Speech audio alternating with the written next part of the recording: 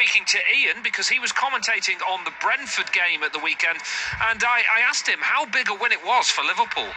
Well, huge. I've seen a lot of Liverpool of late because I saw them at Nottingham Forest last week as well, and on both occasions what Arne Slot has done is gone to the bench to try and change the game, because at the City Ground a week ago, I know they had a lot of the ball, but they weren't creating chances. Diogo Jota comes off the bench and all of a sudden they look a different team, and they should have won the game. At Forest, Sells makes five saves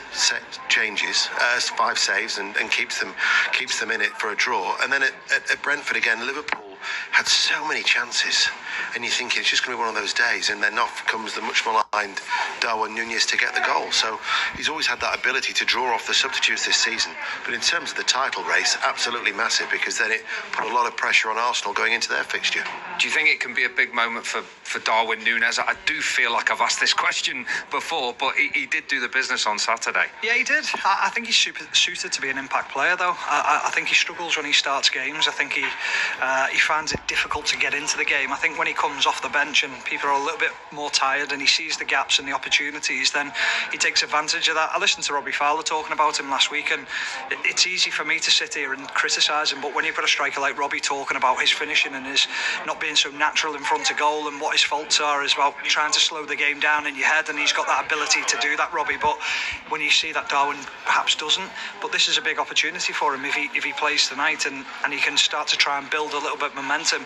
I think that's the big thing is that you do need momentum to play. I think when he was at Benfica, he knew he was the number one striker. He knew he was going to play most weeks. That's the challenge when you come to a club like Liverpool, is that you can't be below a 7 out of 10 every week. It's got to be even higher, and that's the pressures that come with being a Liverpool striker.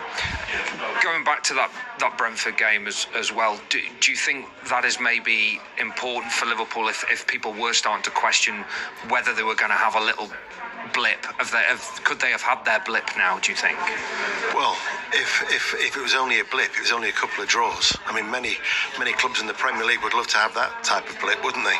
So I think everything needs to be put into perspective, really. I think what it is that Liverpool they've been beaten twice all season. They failed to score only twice, and there was in the two defeats to Forest and to Tottenham in the League Cup, but they're still setting the highest of standards. And I think I felt that it was the Brighton home game here where I got the impression that the Liverpool supporters then felt that they could be a title winning campaign, because up until then, maybe not necessarily people on Merseyside, but away from Liverpool, I got the impression that the general media was thinking it's going to be a season of transition for Liverpool under Arne Slot. And then he's hit the ground running. He's provided Liverpool, you think that their illustrious history, the best ever start to a season in any campaign. And then all of a sudden you're thinking, right, what can we win? They've got a tricky second half of the season away from home, but they're the ones who are still to be shot at. They're 6 points clear with a game in hand.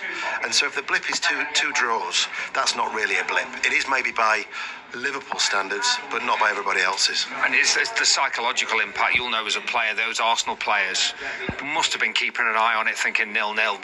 We can go for this against Villa, and then all of a sudden there's two late goals. Yeah, and that is one of the things. You've probably come into the changing room after the warm-up, and you're ready to go at the game, thinking there's drop points, and then you hear that Liverpool have continued that impressive form and continue to keep them at arm's distance, and it is, and then when you look across into the other changing room and you think, well, it's Aston Villa coming to town.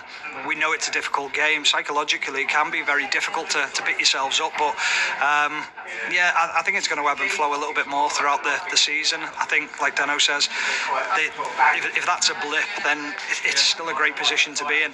The other side of it is, and a lot of people keep on talking about this and saying, well, Liverpool have got a lot of away games. But if Arsenal have got a lot of home games, there comes an added pressure at home to